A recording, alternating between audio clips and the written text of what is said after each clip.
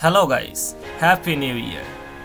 Today I am going to show another new video related to hide Unhide.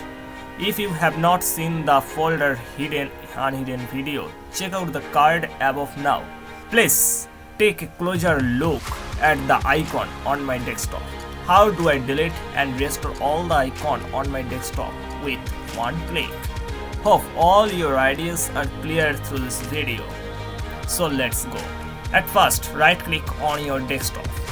Click on view option and then select show desktop icon. See how all icons are removed from my desktop.